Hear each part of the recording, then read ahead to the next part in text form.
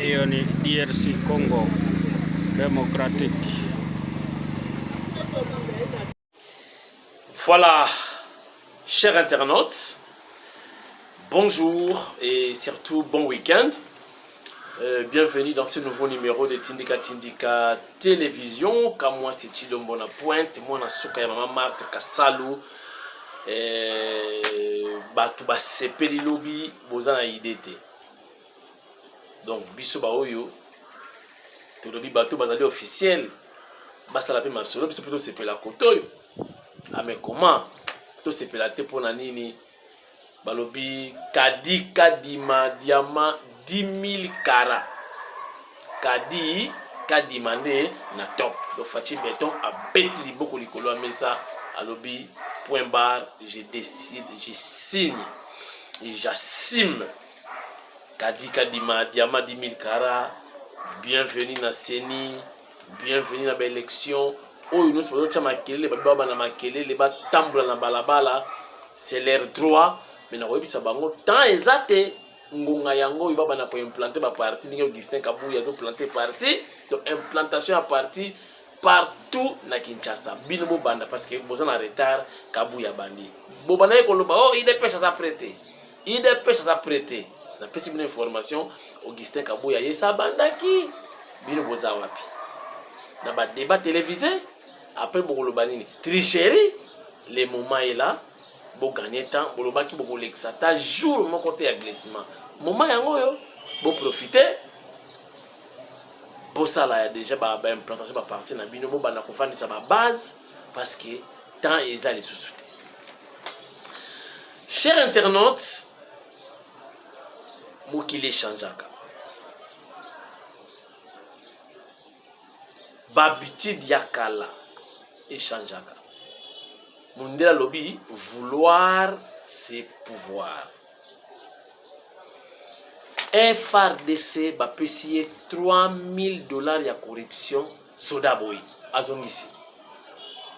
Est-ce que vous montrez que mboka doit changer quand même? Changement ya mboka eko banda na mutu. Biso moko. Na mutu kaka changement ebandi. $3 000 FRDC à qui pas général la Ituri mon général ba qui ba corrompre ngai mo konzi $3 000 yango pa azongisi bon mon ndenge mboke bongaka yango wana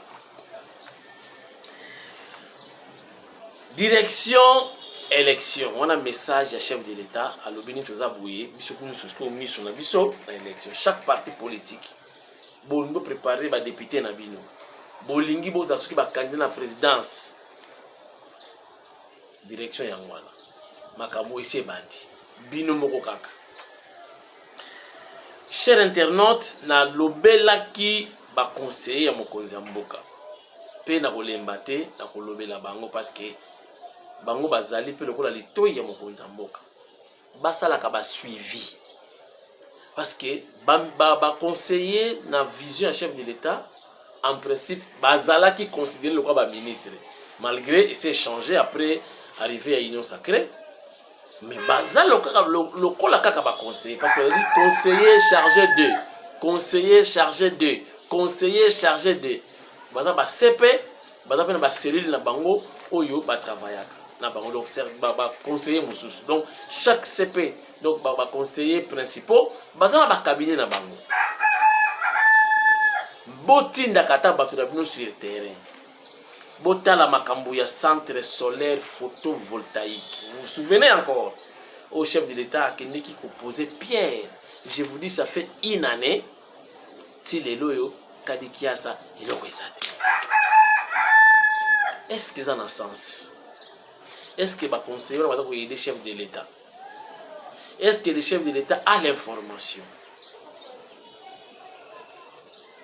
Ezalaka te toza ko dénoncer yango ba conseiller bosala musala na bino convenablement. Vous êtes payé pour ça. Tu vas négocier là, toi quand na maluku kuna déjà que c'est hindi ba minda ekoti éclairage public énergie moko renouvelable mais une année depuis chef de l'État posa Pierre wana misala wana esapati et après tant batala moka ba ko récupérer yango ibandi masolo trop de promesses, boyina boyza ko salamate, boyina boyza ko salamate. Ba catholique guerre ouverte, blague te, bangona Tony. Tony a bien récupéré bandako. Ba peut récupérer ba bâtiment, tu récupérer ba école, bon tu que bâtiment na biso. Et ça grave. Donc la guerre est ouverte entre EPST na ba église conventionnée catholique. Voilà, chers internautes, toujours quand on a vive, il y a une émission na biso ya lelo. Mais entre-temps, la politique cabine vivre ce qui a été le discours du chef de l'État il y a 5 minutes na RTNC, c'était hier. Au bas de l'occasion de nouveau na tindika télévision, le discours avec des gestes de mon konzambo kaza koloba ala ko expliquer. Na ba o ba yo kate ba comprendre mon konzalo bani. Ndenge zalaka mon konzi ala a s'exprimer qui la population décision azwa qui ya ko promulguer tout peut kondima été kadima diamant 10 000 carats à côté en action pour organiser ba élection na République démocratique du Congo Mobimba. On n'a plus le temps à perdre. Regardez ce qui a été le message du chef de l'État. Suivez. Congolaises, Congolais, mes chers compatriotes, depuis les accords de Sun City, les confessions religieuses ont la lourde tâche d'accompagner les processus électoraux dans notre pays, notamment par la désignation, entre autres, du président de la Commission électorale nationale indépendante, CENI en sigle, institution citoyenne appelée à organiser les élections dans notre pays. Point n'est besoin de rappeler ici et maintenant que la tenue de bonnes élections est un des fondamentaux pour une paix sociale durable et une stabilité politique, gage de l'attrait d'investissement et de la croissance économique. Il vous souviendra qu'en 2020, devant la nation, je m'étais opposé à l'investiture du candidat président de la CENI désigné pour, entre autres, les raisons ci-après. La question de l'entérinement des membres du bureau de la CENI n'était pas inscrite à l'ordre du jour de l'Assemblée nationale. Un seul PV désignant le président de la CENI, du reste sans soubassement, m'avait été transmis pour promulgation, alors que le bureau de la CENI devait compter 13 membres. Le président et le vice-président de la plateforme des confessions religieuses n'avaient pas sanctionné le PV de désignation par leur signature, et 2 des représentants des 6 confessions religieuses supposées avoir soutenu le candidat président désigné en 2020 ont été désavoués par leur hiérarchie, entachant ainsi la régularité de ce processus de désignation. Face à cette situation et en ma qualité de garant de la bonne marche des institutions, j'avais demandé la reprise du processus de désignation en recommandant que le consensus soit privilégié. Aujourd'hui, je me réjouis donc que le processus de désignation des membres du bureau de la CENI de 2021 se soit déroulé de manière régulière, car en ce qui concerne notamment la désignation du président de la CENI, malgré le manque de consensus, une majorité claire s'est dégagée au profit d'un candidat, et ce conformément aux prescrits de la charte de la plateforme des confessions religieuses. De plus, non seulement l'entérinement des membres du bureau de la CENI a été régulièrement inscrit à l'ordre du jour de la plénière de l'Assemblée nationale, mais aussi 12 PV sur 15 attendus ont bien été reçus, examinés, entérinés par la Chambre basse. Ceci permettant ainsi au bureau d'atteindre le quorum requis pour pouvoir siéger valablement, ce qui n'était pas le cas en 2020. C'est ici l'occasion de féliciter le président de l'Assemblée nationale pour avoir donné plusieurs occasions aux confessions religieuses membres de la plateforme de se retrouver afin de dégager un compromis à défaut d'un consensus. Chers compatriotes, notre pays a résolument opté pour la démocratie compétitive. Celle-ci a ses règles qui veulent que l'on ait des gagnants et des perdants. Nous ne pouvons pas, après avoir choisi la compétition et les règles y afférentes, nous en soustraire. Nos divergences, loin d'être des faiblesses, sont plutôt l'illustration de notre vitalité démocratique. Au regard de tout ce qui précède, j'ai décidé de signer l'ordonnance désignant les membres du nouveau bureau de la CENI. J'exhorte vivement ces derniers à œuvrer pour l'organisation d'élections libres, démocratiques et transparentes dans les délais constitutionnels. Par ailleurs, nous avons bon espoir que les 3 délégués de l'opposition seront bientôt désignés pour rejoindre cette équipe et prendre toute leur place dans ce processus qui nous concerne tous, Congolaises et Congolais. Ainsi, j'invite d'ores et déjà les organisations nationales et la communauté internationale, à travers ces missions d'observation, à nous accompagner afin de garantir la tenue d'élections crédibles en 2023. Pour ma part, je compte désigner rapidement auprès de moi un responsable du suivi du bon déroulement du processus électoral. À présent que le décor est planté, j'exhorte toute la nation congolaise à se mobiliser et à s'approprier le processus en vue de la réussite des échéances électorales de 2023. Que Dieu bénisse la République démocratique du Congo. Je vous remercie. Ordonnance numéro 21/084 du 22 octobre 2021 portant investiture des membres de la Commission électorale nationale indépendante.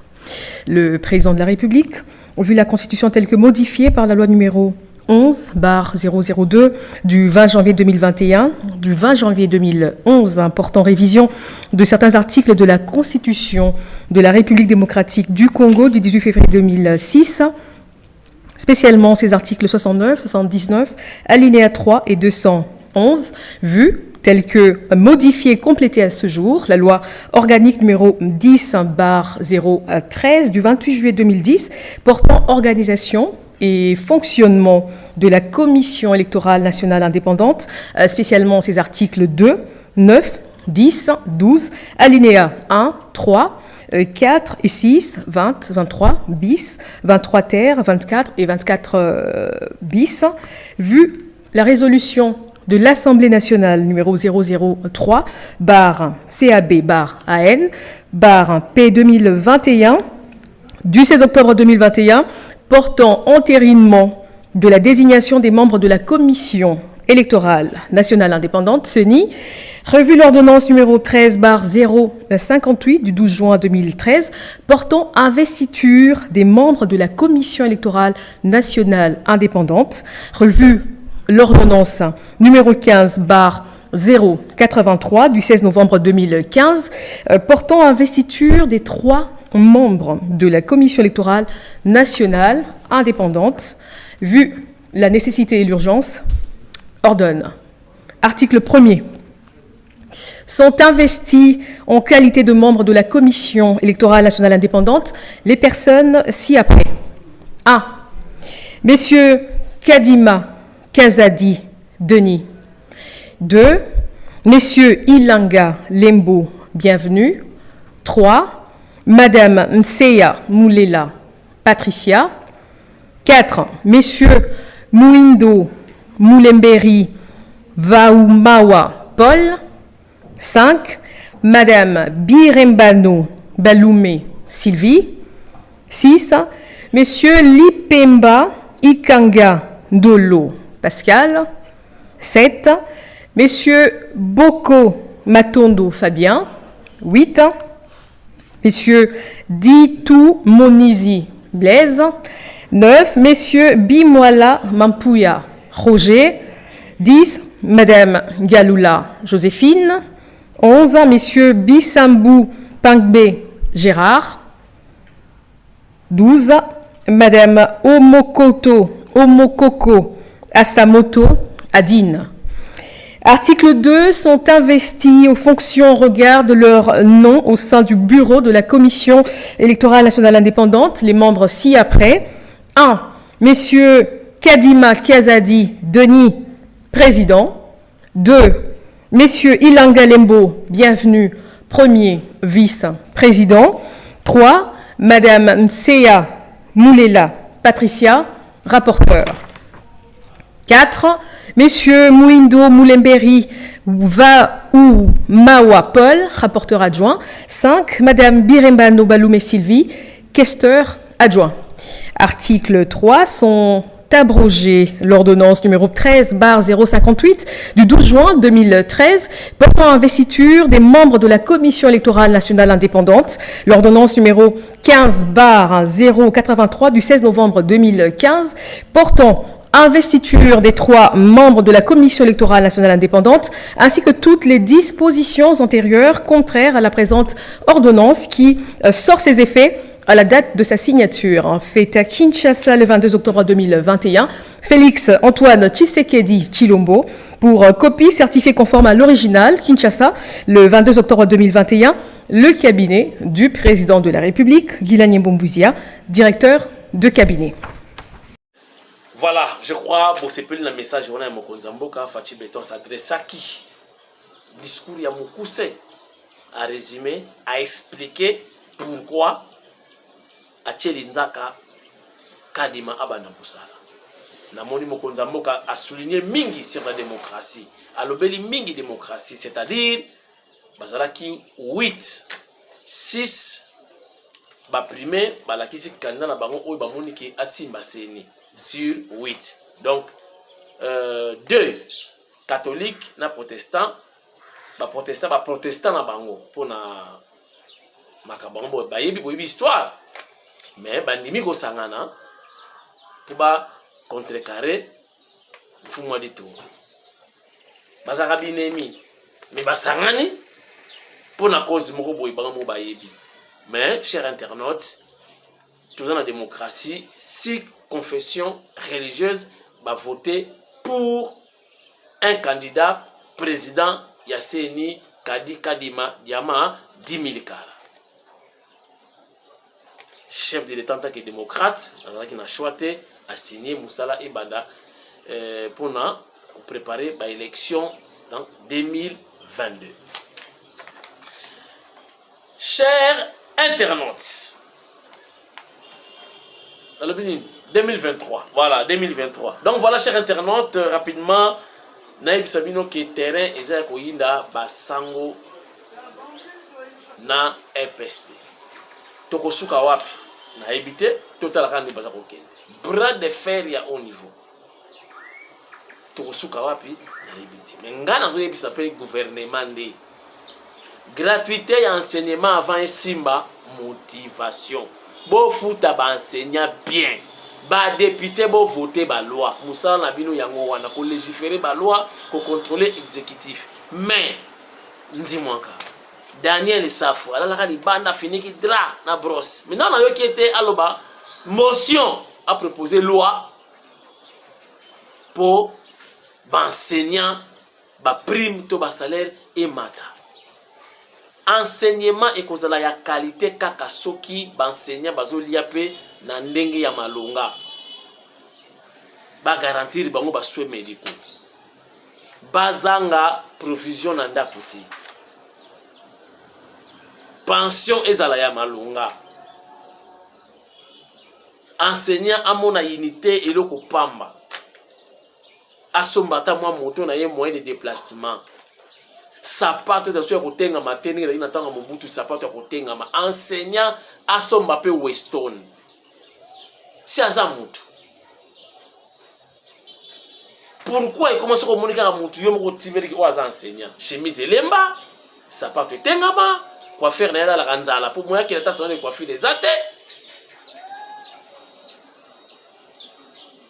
moya kota supermarché ezate ezala kate enseignant azali mutu munene azako préparer ba futur cadre ba futur dirigeant ba ko gérer lobby mboka ba élite mutalo préparer bango ezali enseignant mais enseignant ko pesa avec pompe enseignement soki aza motivé ata bo bundisi basango ata bozwi ba déjà ko récupérer ba école basango ba ko pesa ba école nyonso na l'état mais soki Tony au résoudre problème ya kolia ya ba enseignant te et enseignement ekozala ya nzala bako pesa ba diplôme na ba élève mais ba élève bazala incapable ya kokoma lettre bazala incapable ya s'exprimer en public bazala incapable ya gérer mboka lobi bazala incapable ya présenter Congo dans ba concert des nations parce que enseignant pesi cours ya malonga te boye bisanga enseignant akutangisa ndenge nini avec pompe ce qui moi na ana dispensaire azosanga aspirine gratuité ya enseignement ekosimba ndenge nini soki enseignant moi si na ye alataka liputa oyo ya babenga ngo nini inzulukable donc pour là tango au moins des pannes pour sur la tika liputa moko sous-vêtement ya mamezo mona pour eza transparent et ça n'a poité bateka moins cher ya moi si enseignant la tapati parce que moi si enseignant ko somba wax anglaise ndenge nini na salaire nini mais musala ya ba député yango wana ba voter ba loi oyo est favorable pour na ba enseignant Tony Mwaba tu peux tout faire ko budana ba sango ba type na nzela bagarre yo na chole mais ce qui peut résoudre le problème ya kolia ya kolata ba soins médicaux ya ba enseignant te ba kozonga par pitié ou par pression mais beaucoup monde ne ba kotangisa bana lobi to kozala ba zoba moko na Congo et donc dans moko ekufimba la moko bo batela ba enseignant bo traiter bien ba enseignant bo soigner bien ba enseignant pour bango ne ba ko préparer ba élite ya lobi ba leader ya lobi ba représentant ya peuple ya lobi message ya mwana toko za la kaka kaka awa to ba défenseur ya Fachi boyebi mais toko kumisaka te il faut to lo ba kapebi loko mec ozala bien lobi non Fachi futi ba enseignant lobby ba dirigeant en danger ba bini lobby biso to ozala te you pour ta émission ozala te bana ba kotika na mboko to kotikela bango nini mais enseignement ya qualité mutu siko soki koto eloko ezate donc ata les corbeaux les renards moi na yebi yango te les loups et l'agneau moi na yebi yango te tara bokoti ka bekura mathématique professeur abanga factoriser bana tu balali addition bana balali donc na kabesa donc não tem nada aqui na cabeça dele rien fudido oh ngana professeur anglais to yoka na ngati prof anglais koti yabimi pour comprendre anglais te ambeta ka prof yango wana kisi ezate bokene ko luka midi à 14h te ne mettez pas la charrue avant le bœuf. Bota la kaka salaire ya ba enseignant. Solution yango wana. Le Congo a beaucoup d'argent. L'État congolais est pauvreté. IGF ya donc ça ba 100 millions Congo zonga. Chers internautes, naibisa ki bino FARDC Congo ekobonga kaka na mutu na biso. Congo ekobonga kaka soki biso mongo to lingi. FARDC va payer $3000 ya corruption à boya zong simbongo. Donc à récupérer nos 3000 yango à la KCP général, à bimo général 3000 ba ya corruption yango mais na zui yango te na PC pana. Imaginez eleki na télévision. Changement yango. Mais na kati ya est kuna ba kope za ebele bakangi mutu congolais mais na nationalité canadienne. Donc, biso moko, tout allez pas responsable et insécurité, bah problème tout les Canadiens. Ils ont passé. Diamant 10 000 carats, Kadi Kadima, félicitations. Non, Salaka Moussala, peuple CP. Bino pe batu ya bali ya IDPS bo bunda. Bodo bateko Kadima za wana ko favoriser biso te. Bunda sala campagne. Soko pesa ba polo, pesa ko somba bilo, somba sala campagne en bonne et due forme.